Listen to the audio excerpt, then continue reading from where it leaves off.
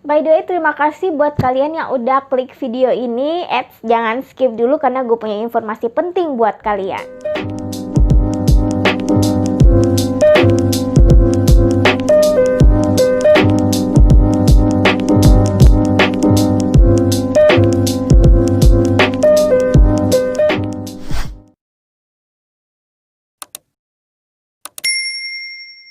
Well guys, welcome back to my channel. Balik lagi bareng gue. Oke, buat kalian yang belum kenal gue, kenalin nama gue Umu. Dan alhamdulillah di episode kali ini gue udah bisa punya background yang lumayan lah ya, nggak kayak video yang kemarin-kemarin. By the way, kalau buat kalian yang udah simak video gue dari awal, pasti kalian tahu di situ gue sempat beberapa kali ngomong bahwa gue sebenarnya udah punya konsep dan akan concern di satu topik aja, tapi karena keterbatasan makanya belum bisa. Dan alhamdulillah sekarang semuanya udah ada. Teman-teman, kali ini gue akan membahas tentang Sirah Sahabiah. Jadi konsep gue itu adalah gue akan membahas tentang Sirah Sahabiah. Nah, apa itu Sirah Sahabiah? Kita pengenalan dulu ya. Jadi Sirah Sahabiah itu adalah kisahnya para sahabat-sahabat Nabi. Jadi kita bahas dulu tentang definisi sahabat ya. Jadi sahabat itu kalau menurut jumhur ulama ya, definisi sahabat yang dibilang sahabat-sahabat Nabi itu, yang mendapat gelar sahabat Nabi itu adalah orang-orang yang hidup sejaman dengan Nabi, bertemu dengan Nabi, beriman kepada Nabi, dan menemani Nabi selama berdakwah gitu loh. Jadi yang membantu Nabi selama berdakwah. Jadi itu definisi sahabat menurut jumhur ulama. Adapun orang-orang yang hidup sejaman dengan Nabi tetapi tidak pernah bertemu dengan Nabi, itu dikategorikan bukan sahabat melainkan tabi'in. Jadi kalau levelnya itu ada sahabat, ada tabi'in, sama ada tabi'in. Nah, ada satu tabi'in yang sangat familiar mungkin di telinga kalian semua, yaitu Uwais Al-Qarni. Uwais Al-Qarni itu hidup sejaman dengan Nabi. Beliau tinggal di Yaman, beliau tinggal jauh dari Nabi ya, maksudnya dari Madinah, karena Nabi tinggal di Madinah, beliau tinggal di Yaman, dan beliau hidup sejaman tetapi beliau tidak pernah bertemu dengan Nabi, walaupun beliau sangat ingin banget bertemu dengan Nabi. Dan beliau pernah ke Madinah untuk bertemu dengan Nabi, tapi pada saat itu Nabi sedang tidak ada di Madinah, sedang ada perang atau apa, gue lupa.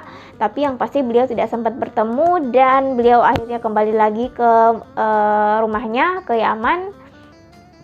Makanya beliau itu julukannya bukan sahabat, karena beliau tidak pernah bertemu dengan Nabi. Julukannya adalah tabi'in, walaupun sehidup sejaman dengan Nabi. Nah, untuk definisi tabi'in sendiri adalah, tabi'in itu adalah orang-orang yang bertemu dengan para sahabat. Oke, jadi sampai sini teman-teman udah paham ya, sahabat itu apa, tabi'in itu apa, sama tabi'in itu apa. Nah, dan gue yang pertama kali gue akan ngebahas tentang sahabat-sahabat Nabi, orang-orang yang hidup sejaman dengan Nabi, membantu perjuangan Nabi, dan beriman kepada Nabi. Nah, dan yang akan gue bahas pertama adalah bukan Abu Bakar, Umar, Utsman, dan Ali, karena itu udah cukup familiar di telinga orang-orang lah, di telinga kalian semua. Yang akan gue bahas pertama adalah sahabat-sahabat yang mungkin tidak familiar di telinga teman-teman semua, tetapi mereka punya kontribusi luar biasa terhadap Islam. Seperti salah satu tokoh yang akan gue bahas di episode pertama kali ini, tokoh yang sangat gue ngefans banget sama dia. Siapa dia? Dia adalah Mus'ab bin Umair. Mus'ab bin Umair adalah siapa? Makanya tonton terus, jangan skip videonya. Dan Mus'ab bin Umair bernama Mus'ab bin Umair bin Hashim bin Abdul Manaf. Ayahnya bernama Umair bin Hashim dan ibunya bernama Hunnas bin Malik. Mus'ab lahir di Mekah pada tahun 585 Masehi.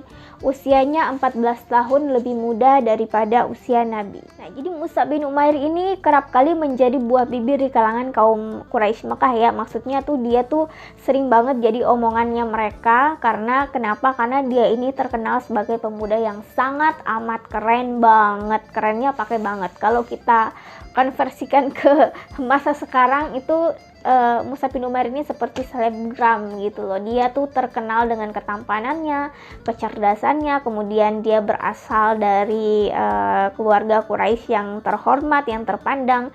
Ibunya, apalagi ibunya tuh punya kedudukan yang sangat tinggi di kalangan kaum Quraisy ya.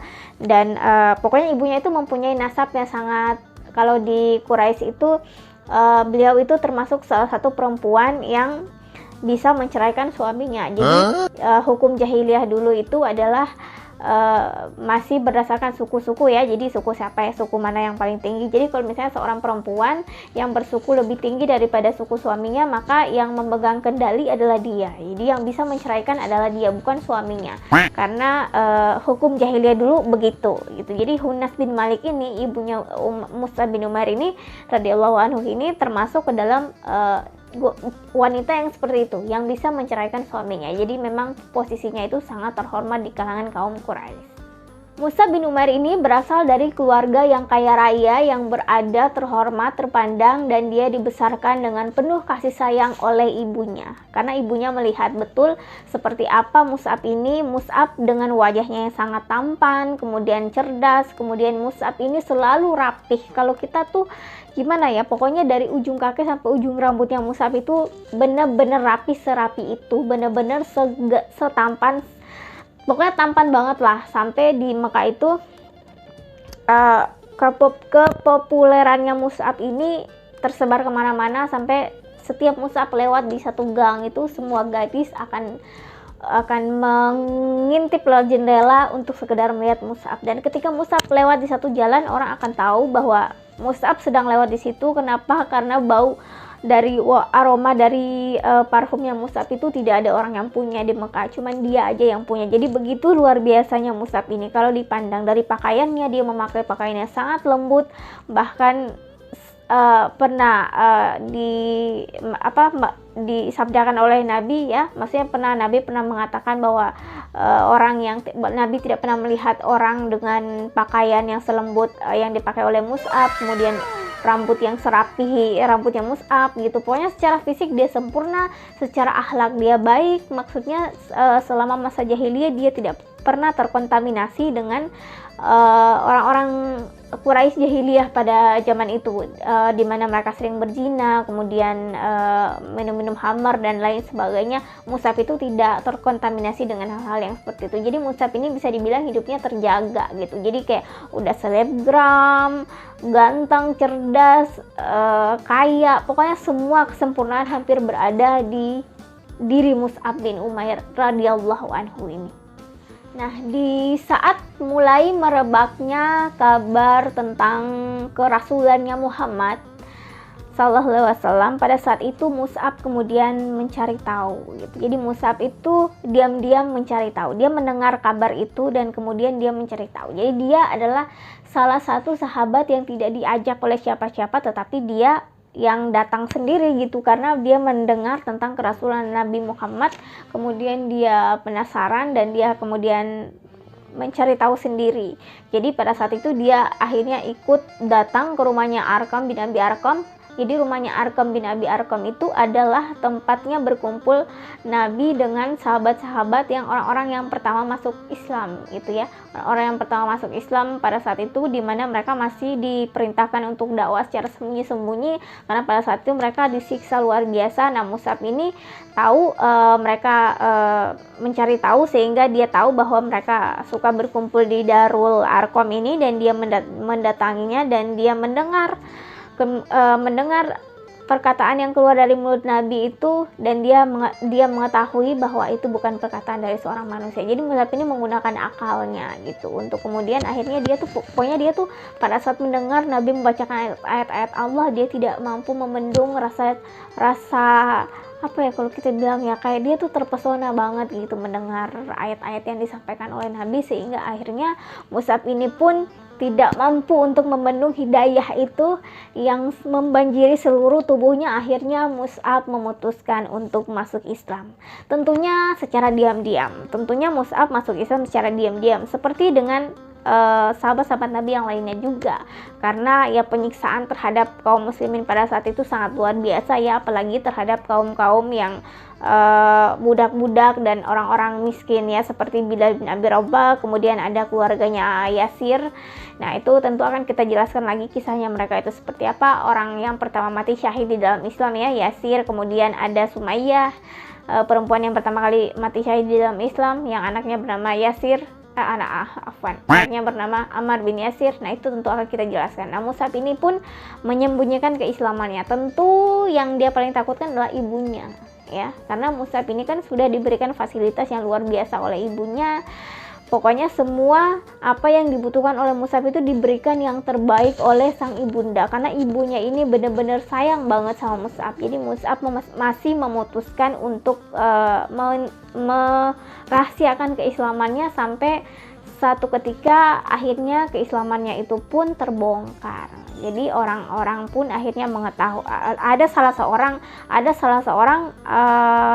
sorry gue lupa siapa namanya, yang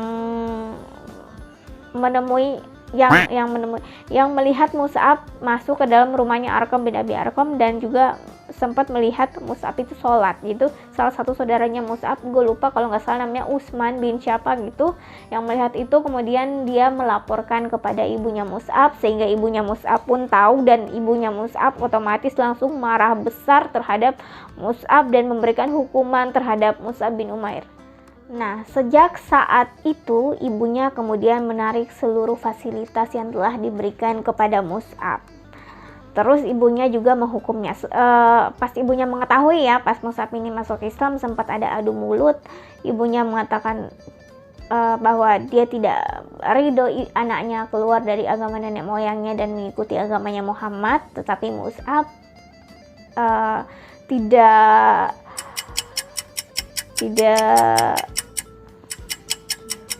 bergeming. Mus'ab tidak bergeming, Mus'ab tetap pada pendiriannya. Mus'ab sudah merasakan manis dan lezatnya iman. Jadi Mus'ab tetap kekeh dengan pendiriannya, walaupun ibunya mengancam akan menghukumnya, dia tetap berada pada pendiriannya. Dia tetap tidak mau meninggalkan Islam dan kembali kepada agama nenek moyangnya. Ibunya kemudian menghukumnya, ibunya mengurungnya. Kemudian ada beberapa orang yang dibayar untuk menjaga biar Mus'ab ini tidak kabur. Jadi ibunya tuh sengaja memang tidak mau ngasih makan dan lain-lain kepada Mus'ab, biar Mus'ab itu merasa tersiksa dan akhirnya mau kembali kepada agama nenek moyangnya. Tetapi Mus'ab lagi-lagi tidak bergeming. Mus'ab tetap tidak mau kembali kepada agama nenek moyangnya, karena iman yang dahsyat sudah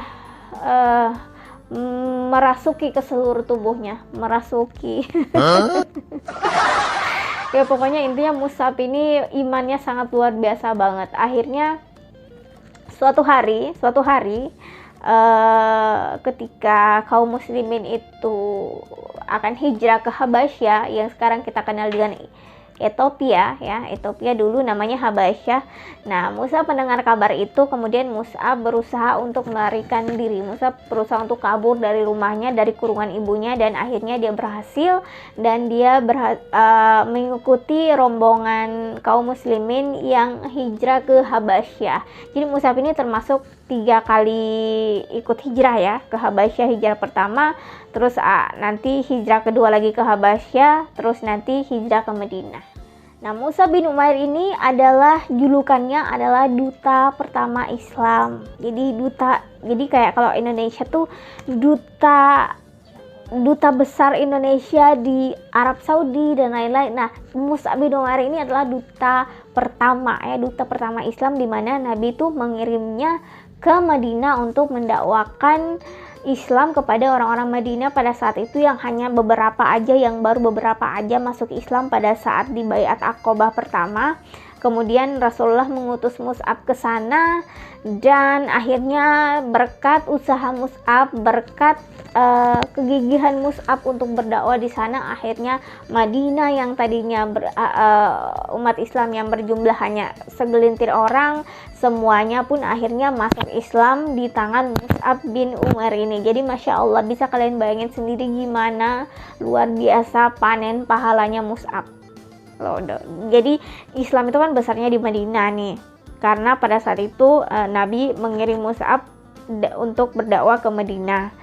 Nah, orang-orang Madinah ini akhirnya semuanya masuk Islam, dan dari Madinah itulah Islam itu kemudian menjadi besar, dan pada saat itu sempat menguasai hampir sepertiga dunia gitu. Jadi kalian bisa bayangin sendiri seperti apa panen pahala dari Mus'ab bin Umair ini. Masya Allah, radhiyallahu anhu. Nah, jadi Mus'ab bin Umair ini termasuk orang-orang Islam yang hijrah sebanyak 3 kali. Jadi umat muslim pada saat itu kan hijrahnya sebanyak 3 kali ya. Pertama, hijrah pertama ke Habasyah yang kita kenal dengan Ethiopia. Kemudian ketika mereka mendengar keislamannya Umar bin Khattab sama Hamzah bin Abdul Muthalib, mereka kemudian balik lagi ke Mekah. Nah, pada saat balik ke Mekah, Mus'ab ikut balik ke Mekah. Dia bertemu dengan ibunya kembali membujuknya untuk kemudian kembali ke agama nenek moyangnya, dan dia tetap tidak mau kembali.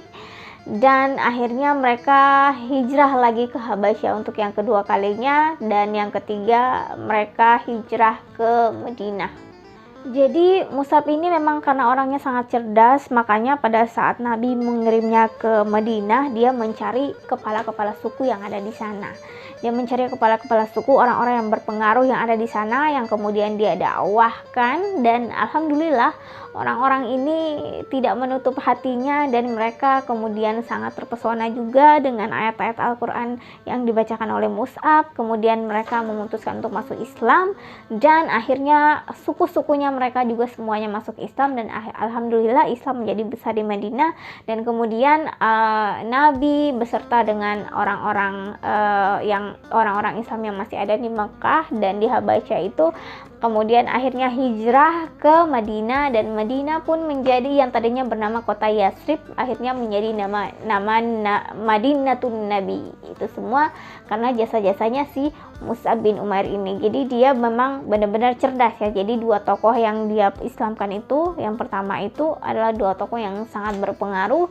Yang satu namanya Sa'ad bin Mu'az, yang satunya namanya Sa'ad bin Mu'az sama Usaid bin Hudair ya. Kalau nggak salah, afwan kalau gue salah, kalian bisa komen di bawah ya, karena ya gue mau mengingatkan lagi, gue bukan ustazah, bukan pendakwa gitu yang nggak pernah sekolah agama juga. Cuman karena gue suka sejarah Islam, gue suka sejarah, gue suka baca tentang sirah nabawiyah, sirah sahabiyah, dan gue menganggap bahwa orang-orang ini sangat layak untuk kita jadikan idola, makanya gue bahas. Jadi kalau memang ada yang salah, teman-teman bisa komen di bawah, bisa memperbaiki. Gue sangat senang kalau teman-teman memperbaiki dengan kata-kata yang santun. Namun sayang sekali Mus'ab bin Umair ini usianya tidak panjang ya, karena dia meninggal di tahun 3 Hijriah di Medan Uhud. Jadi Mus'ab bin Umair ini meninggal di Medan Uhud pada tahun 3 Hijriah. Jadi pada saat perang Uhud itu, seperti yang teman-teman tahu, ada kesalahan formasi gitu ya, karena beberapa, ya pokoknya itu fitnah lah, ujian lah ya. Karena pasukan pemanah yang tadinya ada di bukit itu mengira bahwa mereka sudah menang, karena memang tadinya memang mereka sudah menang, tapi perintah Rasulullah mereka jangan dulu turun dari atas bukit, tapi karena mereka merasa bahwa mungkin mereka mengira mereka sudah menang, pasukan sudah mundur, jadi mereka turun dari bukit ya. Si pasukan pemanah-pemanah ini yang berjumlah 50 orang itu turun semua, kalau nggak salah tinggal 7 orang aja. Dan akhirnya mereka tidak mengetahui bahwa ada pasukan berkuda yang ada di balik bukit itu yang melihat mereka turun, kemudian mereka menyerang dari belakang, dan akhirnya di situ pasukan muslim kocar-kacir di situ semua gara-gara tidak mematuhi perintah Nabi itu, yang dimana Nabi bilang bahwa jangan dulu turun dari atas bukit Uhud gitu kan, tapi mereka pada saat itu mengira bahwa mereka sudah menang. Nah itulah, itu tentu banyak sekali pelajaran yang bisa kita ambil dari situ ya. Nah di situ akhirnya Mus'ab pun terbunuh radhiyallahu anhu, juga salah satu paman Nabi yang sangat mulia yang kita kenal sebagai singanya Allah ya, Hamzah bin Abdul Muthalib meninggal juga di perang Uhud. Dan Mus'ab ini Masya Allah banget ya, pada saat detik-detik meninggalnya itu tangannya itu pertamanya itu jadi ini unik ya. Jadi pada saat itu ada salah seorang Madinah, dia ikut dengan orang-orang kafir ini. Dia sengaja memang ingin membunuh Nabi ya, Nabi. Nah pada saat itu dia kan Nabi pakai baju besi dan lain-lain ya. Jadi dia pada saat menyerang Nabi itu, pada saat Nabi diserang pada saat itu memang Nabi terluka sangat cukup parah banget ya di Medan Uhud itu. Kemudian pada saat Nabi sudah berhasil diselamatkan, dia berbalik arah dan dia melihat dari belakang, dia melihat ada seorang laki-laki yang memegang bendera kaum muslimin, dan dia akhirnya dari belakang itu dia memotong tangan sebelah kanannya laki-laki itu, kemudian dia memotong lagi sebelah tangan sebelah kirinya laki-laki itu lagi, kemudian ternyata laki-laki itu adalah Mus'ab bin Umair. Jadi pada saat tangannya dipotong, dia berusaha untuk memegang bendera muslimin itu dengan tangan kiri, kemudian setelah tangan kiri dipotong, dia berusaha untuk memegang dengan yang ada, kemudian dia akhirnya ditusuk dan akhirnya dia mati syahid di medan Uhud pada saat itu. Dan orang yang membunuh itu mengira bahwa yang dia bunuh adalah Nabi Muhammad SAW. Jadi dia sempat berteriak, menyebarkan kabar bahwa dia telah membunuh Nabi pada saat itu. Karena secara sepintas kalau mau dilihat dari belakang itu Mus'ab itu mirip sekali dengan Nabi Muhammad SAW. Jadi Mus'ab ini kalian bisa bayangin sendiri ya, kayak apa kerennya Mus'ab. Jadi kalau hidup di zaman sekarang itu dia udah pasti jadi selebgram papan atas dah, udah top banget deh. Nah, Mus'ab bin Umair akhirnya gugur di medan Uhud. Di usianya yang keberapa ya? Gue lupa lah pokoknya usia yang keberapa. Pokoknya masih muda lah. Dan dia meninggalkan seorang istri yang bernama Hamanah binti Jahas, kemudian 2 orang anak. Anak pertamanya bernama Muhammad dan Abdullah, dan anak keduanya bernama Abdullah. Dan Mus'ab bin Umair ini adalah salah satu orang yang disebutkan Nabi dalam sebuah hadis bahwa Nabi ini tidak pernah melihat orang yang rambutnya itu serapih rambutnya Mus'ab, kemudian bajunya selembut bajunya Mus'ab, kemudian tidak pernah melihat orang dengan kenikmatan hidup yang begitu luar biasa seperti Mus'ab. Karena Mus'ab ini memang berasal dari keluarga kaya raya, kemudian dia sangat difasilitasi oleh orang tuanya. Tapi semenjak dia masuk Islam, dia dicabut semua fasilitasnya dan dia hidup tuh sangat memprihatinkan sekali, sampai Nabi pun ketika melihat dia, Nabi menangis gitu, karena dia memakai jubah yang ditambal kesana kemari, yang tadinya tuh jubahnya itu jubah-jubah yang mahal, bajunya baju-baju yang mewah-mewah yang mahal-mahal, sendalnya saja sendal mahal, parfumnya parfum mahal, semuanya serba mahal yang ada di dalam yang dipakai sama Mus'ab itu. Tapi ketika dia masuk Islam, semua itu dia tinggalkan demi Islam, demi Rasulullah ya. Jadi Masya Allah, imannya Mus'ab ini benar-benar luar biasa banget. Kalau dibandingkan dengan iman kita ya jauh banget ya. Makanya mudah-mudahan kita bisa mencontohkan orang-orang seperti ini, orang-orang yang sangat layak untuk kita jadikan idola gitu ya. Karena luar biasa, kalian bisa lihat sendiri seperti apa keimanan mereka. Mereka selalu ada untuk Nabi, mereka berdakwah bersama dengan Nabi, kemudian mereka selalu membela Nabi, dan mereka meninggalkan segala kesenangan-kesenangan dunia mereka hanya untuk akhirat gitu. Jadi teman-teman, terima kasih. Udah sekian kisah dari Mus'ab bin Umair ini. Sebenarnya panjang, cuman ya gue lebih persingkat aja. Kalau ada yang salah, kalian bisa komen di bawah dengan kata-kata yang santun ya. Karena gue sekali lagi gue bilang bahwa gue bukan seorang ustazah pendakwah. Gue lebih kayak bercerita tentang biografi seseorang yang gue anggap sangat gue kagumi dan sangat layak untuk dijadikan idola. Salah satunya si Mus'ab bin Umair radhiyallahu anhu ini. Jadi teman-teman, terima kasih yang udah nonton sampai habis. Jangan lupa terus support gue, tekan subscribe, like, kalian bisa komen juga, dan kalian bisa request juga siapa yang mau gue bahas lagi. Terus tekan loncengnya biar kalian tahu kalau pas gue upload video, biar kita bisa belajar bareng. Oke, terima kasih dan dadah.